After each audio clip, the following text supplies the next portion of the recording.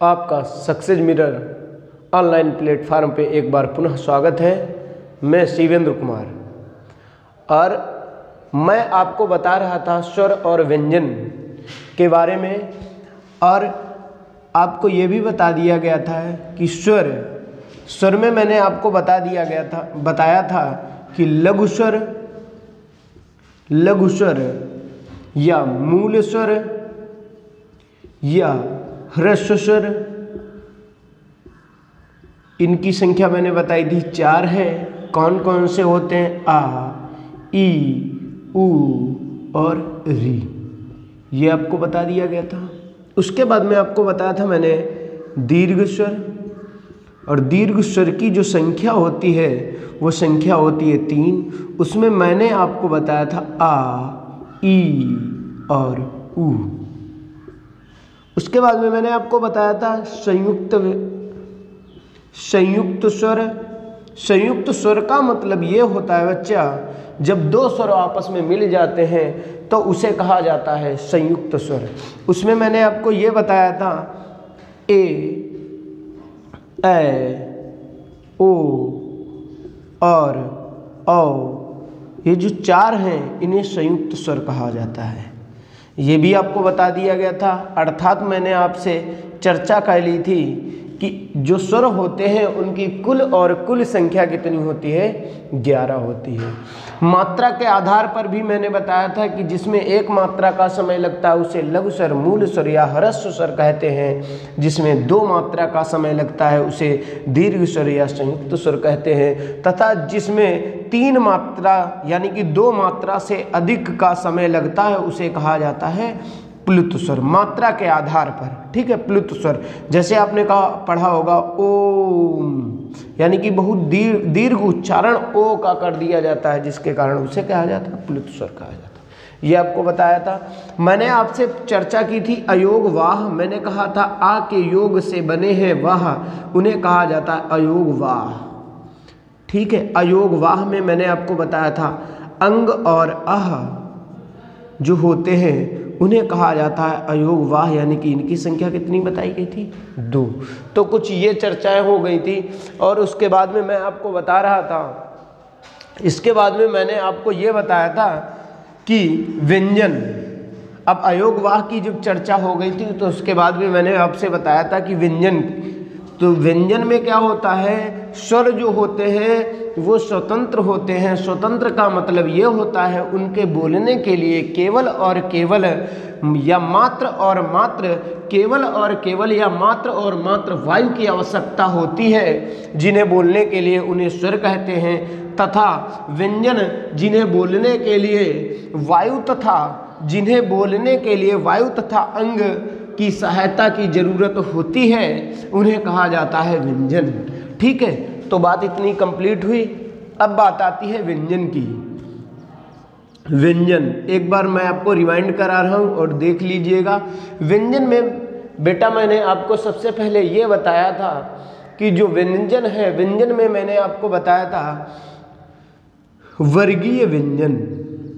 ठीक है, वर्गीय व्यंजन। ठीक है, कैसे वर्गीय व्यंजन? क्योंकि आपको मैंने बताया था का, खा, ग, घ, अंगा, च, छ, ज, झ, इया, ट, ठ, ड, ढ और ड़, त, थ, द, ध और न, प, फ, ब, भ, म। ये बात क्लियर हुई ना? उसके बाद में मैंने आपसे ये चर्चा की थी और मैंने आपको ये भी बताया था कि प्रत्येक वर्ग में 5, इसमें क्या होता है कि जो मुखिया होता है उसी के नाम पर उस वर्ग का नाम पड़ जाता है। जैसे का, खा, गा, घा, अंगा, इसमें सबसे बड़ा कौन है? का है, तो इसी के नाम पे इस वर्ग का नाम पड़ गया का वर्ग। ऐसे ही च, छ, ज, झ, इया में च सबसे पहले बड़ा है तो इसीलिए चा। ऐसे ही टा वर्ग भी इसे कहा जाता है, इसे ता वर्ग भी कहते हैं और इसे पावर कहते हैं। ये बात क्लियर हुई। उसके बाद में मैंने बताया था ये जो वर्ण हैं जैसे प फ ब भ म, ये जो वर्ण हैं जब दोनों ओष्ठ आपस में स्पर्श करते हैं और स्पर्श करने के कारण ही ये वर्ण उच्चरित होते हैं, यानी कि प वर्ग को उच्चरित करने के लिए क्या होता है, दोनों ओंठ आपस में मिलते हैं तो ये वर्ण जो होते हैं तब ये उच्चरित होते हैं। इसीलिए इसे दूसरे नाम से भी जानते हैं, स्पर्शी व्यंजन। स्पर्शी व्यंजन के भी नाम से जाना जाता है। ठीक है, वर्गीय व्यंजन या स्पर्शी व्यंजन। ठीक है, अब ये कहाँ से उच्चरित किए जाते हैं, प फ ब भ म, ये ओष्ठ के द्वारा उच्चरित किए जाते हैं, इसीलिए इन्हें ओष्ठ व्यंजन के नाम से भी जानते हैं। बात क्लियर हुई। ऐसे ही आप बोल के देखिएगा ता थ द ध न, इनको जब हम उच्चरित करते हैं या बोलने का प्रयास करते हैं तो जो जिह्वा का भाग होता है वो दांतों को स्पर्श करता है, टच करता है, छूता है, इसीलिए इसे ये कहा जाता है दंत व्यंजन या दंती व्यंजन। ठीक है, क्लियर हुआ ना। अगला जो है ट ठ ड ढ ड़, मतलब ट वर्ग के जो भी वर्ण होते हैं इनको उच्चरित करने के लिए जो जिह्वा होती है वो पलट के पीछे जाती है, अर्थात मूर्धा में टच करती है, मूर्धा को छूती हुई फिर वो आगे निकलती है, तब ये वर्ण उच्चरित किए जाते हैं।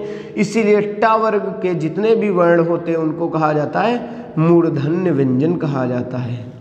अगला जो च वर्ग है, अब हम च छ ज झ इया को जब हम बोलते हैं तो जिह्वा जो होती है वो तालु को टच करती है, तालु को छूती है, और जब तालु को छूती है तो इसीलिए इसको कहा जाता है तालव्य व्यंजन। उसके बाद में अगला नंबर आता है क वर्ग, क ख ग घ अंग, इनको जब हम बोलते हैं तो ये कंठ के द्वारा उच्चरित होते हैं, इसीलिए इनको कहा जाता है कंठ व्यंजन। क्लियर हुआ ना।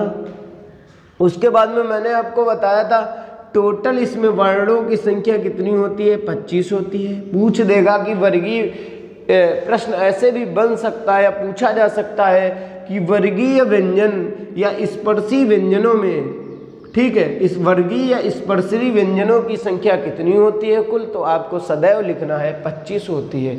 हिंदी में कितने वर्ग होते हैं तो आपको बताना है 5 वर्ग होते हैं। का वर्ग होता है, चा वर्ग होता है, ता वर्ग होता है, ता वर्ग होता है और पा वर्ग होता है।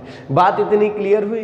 ठीक है, इसमें मैंने आपको और भी जानकारी दी थी कि प्रत्येक वर्ग का जो 5वां अक्षर होता है इसी को कहा जाता है पंचमाक्षर। ठीक है, इसी को ही पंचमाक्षर कहते हैं या इसी को अशुभाक्षर कहते हैं। अशुभाक्षर भी इसी को कहा जाता है या इसी को हम और नासिक के नाम से भी जानते हैं। नासिक क्यों कहा जाता है ये भी यहीं पे आप कुछ समझने का प्रयास करिए और मैं आपको बेहतर तरीके से समझाने का प्रयास कर रहा हूँ, क्योंकि नासिक, इन्हें ये जो पंचम वर्ण हैं इनको नासिक इसलिए कहा जाता है क्योंकि ये बोले तो अपने आधार से ही जाते हैं। मतलब का ख ग घ अंगा, ये अंगा का जो आधार है वो कंठ है, लेकिन इसमें नाम मात्र की नाक का प्रयोग कर लिया जाता है जिसके कारण इसे नासिक कहा जाता है। मतलब 90% ये अपने आधार से ही उच्चरित होते हैं, ये सारे के सारे पंचमाक्षर, लेकिन उसमें से 10% की 10% नाम मात्र की नाक इसमें लग जाती है जिसके कारण इन्हें नासिक व्यंजन कहा जाता है या नासिक कहते हैं। बात क्लियर हुई भैया, ये समझ गए आप? ठीक है, इसको आप लोग नोट कर लीजिए। ठीक है, और अब उसके बाद में नंबर आता है, इसके बाद में अब आप देखिएगा व्यंजनों की भैया चर्चा चल रही है तो व्यंजनों में आगे और देखिए। ठीक है, ये आपको समझ में आया होगा बेहतर तरीके से। तो व्यंजनों में अब आप समझिएगा, व्यंजनों में अब आप समझिएगा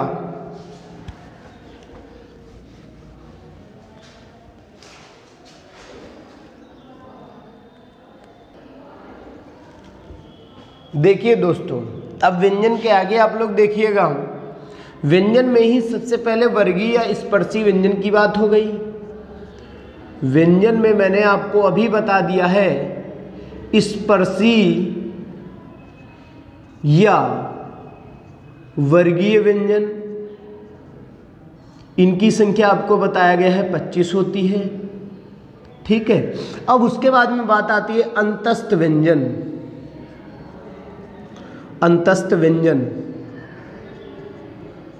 अंतस्थ व्यंजन किन्हें कहते हैं? ऐसे व्यंजन जिनको बोलने पर हम पेट के बल उनको उच्चारित करते हैं। पेट के बल का मतलब है पेट से प्रेशर लगता है, ताकत लगती है। जैसे हम बोलते हैं या, रा, ला, वा। ठीक है, ये हम जो वर्ण बोलते हैं ये 4 वर्ण हैं, या, रा, ला और वा। ये जो 4 वर्ण हैं इन वर्णों को कहते हैं हम लोग क्या? अंतस्थ व्यंजन। ठीक है, अब उसके बाद में जो नंबर आता है वो आता है संघर्षी या ऊष्म व्यंजन।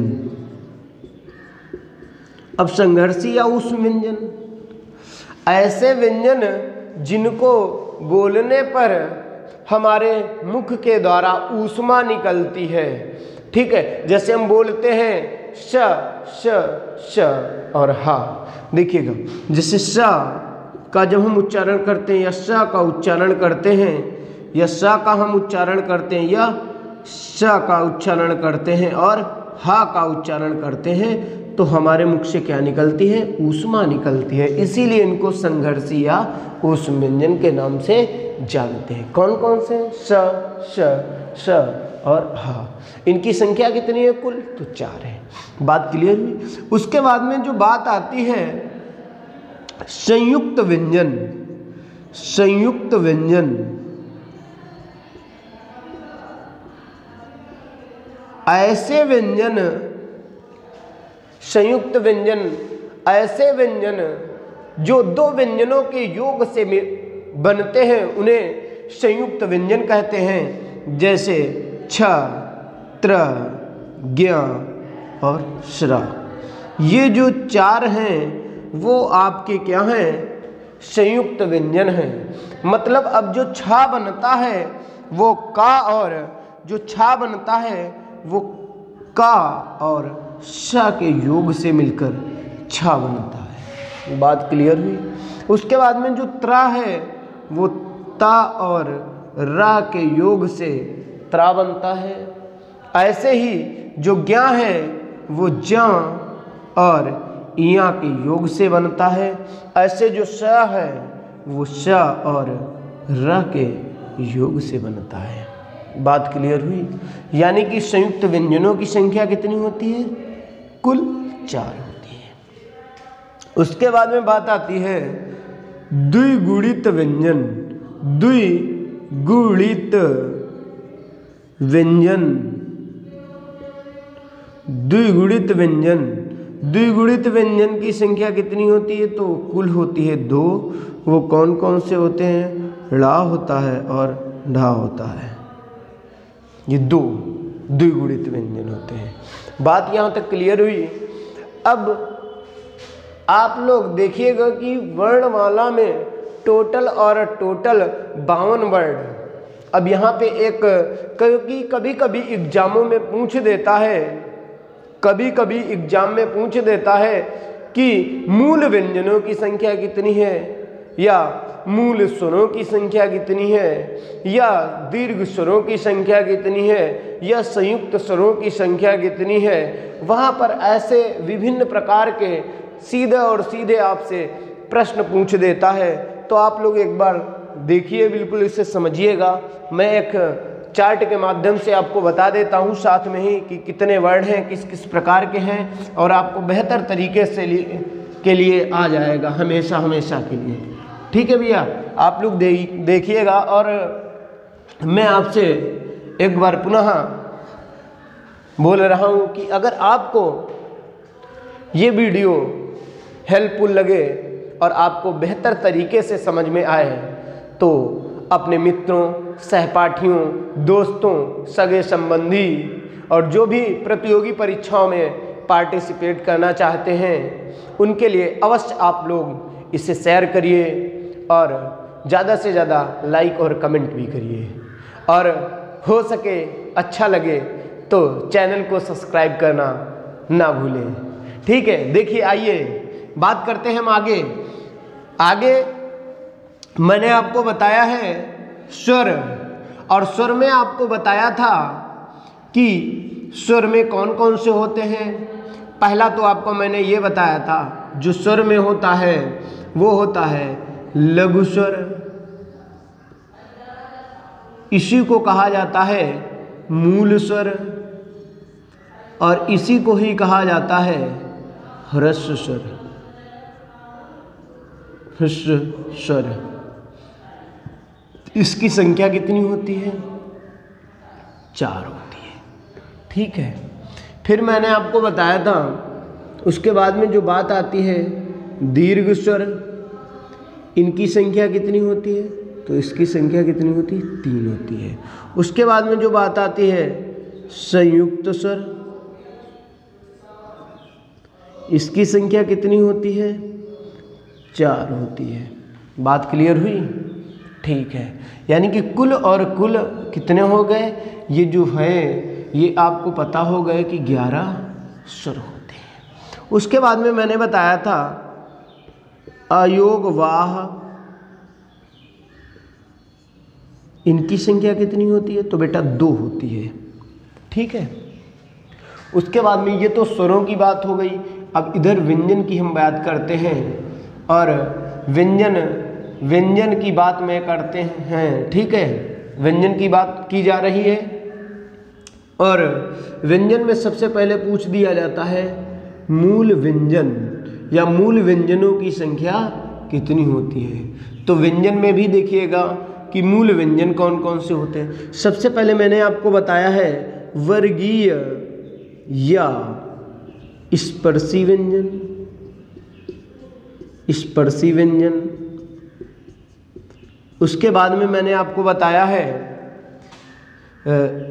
मैंने आपको ये बताया है अंतस्थ व्यंजन। फिर आपको मैंने ये बताया है संघर्षी व्यंजन, जिसे जाना जाता है उस व्यंजन के नाम से। स्पर्शी या वर्गीय व्यंजनों की संख्या बेटा है 25। ठीक है, क्योंकि 5 वर्ग होते हैं, का वर्ग, च वर्ग, ट वर्ग, त वर्ग और पा वर्ग। प्रत्येक वर्ग में 5-5 वर्ण होते हैं, तो कुल वर्णों की संख्या जो होती है वो 25 अर्थात 25 होती है। अंतस्थ व्यंजन में मैंने अभी बताया जस्ट आपको, इसमें य, र, ल और व वर्ण होते हैं, इनकी संख्या होती है 4 होती है। उसके बाद में संघर्षी व्यंजन में अभी बताया गया आपको, और बेहतर तरीके से बताने का प्रयास भी किया गया। तीनों सा और हा जो होता है वो संघर्षी या उस व्यंजन के अंतर्गत आता है। अर्थात आपसे पूछेगा मूल व्यंजनों की संख्या कितनी है, तो आप बता दोगे कि 25 4 29 29 4 33, यानी कि कुल कितनी संख्या है मूल व्यंजनों की? तो 33 है। मूल व्यंजन कितने हैं? तो 33 हैं। ठीक है, बात क्लियर हुई यहाँ तक। उसके बाद में जो बात आती है कि अब यहाँ पे तो 11 स्वर हो गए, 33 व्यंजन हो गए। अभी बहुत से व्यंजन बचे हैं, उनके बारे में देखिएगा कि कुल व्यंजन कितने होते हैं। उसके बाद में मैंने आपको बताया है संयुक्त व्यंजन, संयुक्त व्यंजन। और संयुक्त व्यंजनों में मैंने अभी बताया है कि संयुक्त व्यंजन जो होते हैं इनकी जो कुल संख्या होती है वो होती है 4।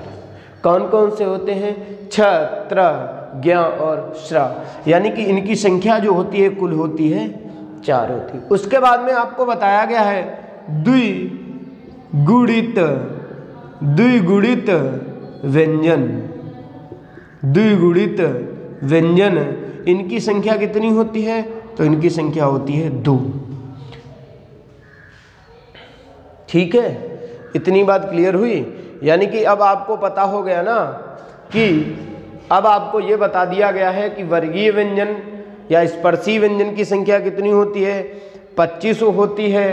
अंतस्थ व्यंजन या की संख्या कितनी होती है? 4 होती है। और उस व्यंजन या संघर्षी व्यंजनों की संख्या कितनी होती है? तो 4 होती है। उच्छिप्त या द्विगुणित व्यंजनों की जो संख्या होती है वो कितनी होती है? 2 होती है। तो आपको ये पता चल गया है स्वर कितने थे। तो स्वर जो थे उनकी संख्या कितनी थी? 11 थी। मूल व्यंजन कितने थे? अब हम लिख लेते हैं यहाँ पे व्यंजन की संख्या कितनी है। व्यंजन 33 तो आपको पहले बता दिए गए। मूल व्यंजन ये 33 थे। 4 संयुक्त व्यंजन हैं और 2 द्विगुणित व्यंजन। अर्थात व्यंजन ये कितने हो गए? 33 और 4 37 और 37 2 39। ठीक है, 11 स्वर और 39 व्यंजन, अर्थात कुल मिलाकर जो टोटल हुआ आपका कितना हो गया? 50 वर्ण हो गए। लेकिन अभी 2 कौन से वर्ण छूट रहे हैं तो आपको पता होना चाहिए। अयोग वाह, ना इन्हें स्वरों में काउंट किया जाता है ना इन्हें व्यंजन में काउंट किया जाता है, बट इन्हें वर्णमाला में जोड़ा जाता है। तो जब ये अयोग वाह की 2 संख्या हो गई तो कुल मिलाकर आपको ये पता चल गया टोटल वर्ण कितने होते हैं हिंदी में? 52 होते हैं। क्लियर हुआ? अब प्रश्न आपसे पूछ देगा कि मूल स्वरों की संख्या कितनी है। हिंदी वर्णमाला में मूल स्वरों की संख्या कितनी है और आपको उत्तर देना पड़ेगा 4। या कभी आपसे ऐसा पूछ देगा कि निम्न में से मूल वर्णमाला के मूल स्वर के अंतर्गत कौन सा वर्ण नहीं है, और वहाँ पे मूल स्वर का वर्ण नहीं है और ऑप्शन दे देगा आ, पहला ऑप्शन ई, दूसरा ऑप्शन, तीसरा ऑप्शन ई और चौथा ऑप्शन ऊ। तो आप तुरंत ही पहचान जाओगे कि जो बड़ी ई है वो मूल स्वर नहीं है। ठीक है, बात क्लियर हुई? ऐसे ही प्रश्न आएगा तुरंत आप पकड़ ले जाओगे और टिक कर दोगे। लघु स्वरों की संख्या कितनी है वर्णमाला में? तो 4 है। ह्रस्व स्वरों की संख्या वर्णमाला में कितनी है? तो 4 है ह्रस्व स्वर। ठीक है, उसके बाद में दीर्घ स्वर की संख्या कितनी है? तो 3 है। हाँ, सही है, आप बिल्कुल सही जा रहे हैं, बेहतर तरीके से आपको समझ में आ रहा है। तो बात ये समझ रहे हैं, दीर्घ स्वर या संयुक्त स्वर। ठीक है, दीर्घ स्वर की संख्या कितनी है? 3 है और संयुक्त स्वरों की संख्या 4 है। कभी कभी बेटा ऐसा होता है, आपसे पूछ दिया जाता है कि दीर्घ स्वरों की संख्या कितनी है और बुकों में ये मिलता है, और ये भी कहीं हद तक सही है। क्यों सही है? क्योंकि जब आपसे पूछे कि दीर्घ स्वर की कुल संख्या कितनी है तो आप 7 पे ही टिक करोगे। जब आपसे पूछे संयुक्त स्वर की संख्या कितनी है तब आप 4 पे टिक करोगे। क्लियर है ना? आया समझ में? ठीक है। अयोग वाह की संख्या कितनी है? 2 है। कौन कौन से? अंग और आहा है। ठीक है, उसके बाद में मूल व्यंजनों की कुल संख्या कितनी है? तो 33 है। इसमें वर्गीय व्यंजन, स्पर्शी व्यंजन को रखा, वर्गीय व्यंजन या स्पर्शी व्यंजन को रखा गया है मूल व्यंजन के अंतर्गत, अंतस्थ व्यंजन को रखा गया और संघर्षी व्यंजन को रखा गया। प्रश्न ऐसे बनता है कि मूल व्यंजन के अंतर्गत किन व्यंजनों को नहीं रखा गया है, और 4 ऑप्शन दे देगा। पहला ऑप्शन दे देगा वर्गीय व्यंजन या स्पर्शी व्यंजन, दूसरा दे देगा अंतस्थ व्यंजन, तीसरा देगा संघर्षी व्यंजन और चौथा दे देगा संयुक्त व्यंजन। आप पकड़ ले जाओगे संयुक्त व्यंजन जो है इसे मूल व्यंजनों के अंतर्गत नहीं रखा गया है। ठीक है, आपको बेहतर तरीके से समझ में आया होगा। समझ गए हो ना इतना? ठीक है। अब हम बात आगे करते हैं, और बात अब जब आगे बढ़ेगी तो अब सबसे पहले नंबर आता है कि इनके उच्चारण स्थान। अब तो आपको ये पता चल गया है कौन कौन से स्वर हैं और किस किस प्रकार के स्वर हैं और कौन से व्यंजन हैं, कितने प्रकार के व्यंजन हैं, संयुक्त व्यंजनों की संख्या कितनी है, स्पर्शी व्यंजनों की संख्या कितनी है और उस व्यंजनों की संख्या कितनी है, संघर्षी व्यंजनों की संख्या कितनी है, द्विगुणित व्यंजनों की संख्या कितनी है, संयुक्त व्यंजनों की संख्या कितनी है। ये बहुत सारी आपको बातें कुछ ना कुछ समझ में आई होंगी। ठीक है, अब बात आती है, पूछ दिया जाता है कि वर्गीय व्यंजन, सॉरी भैया वर्गीय व्यंजन नहीं, अब हम बात करेंगे वर्णों का उच्चारण स्थान कि कौन से वर्ण कहाँ से उच्चरित किए जाते हैं। तो सबसे पहले हम बात करेंगे उच्चारण स्थान, यानी कि वर्णों के उच्चारण स्थान। उच्चारण स्थान, सबसे पहले हम बात करेंगे स्वर, स्वरों के उच्चारण स्थान। और स्वरों में सबसे पहले मैं आपको बताऊंगा, आप सबसे पहले लिख लीजिएगा जोड़े में जो भी हो, एक जैसी सकल संरचना जिसकी भी हो उनको आप लिख लीजिए, जैसे अ आ इ ई उ ऊ और री, ये इनको आप लिख लीजिए।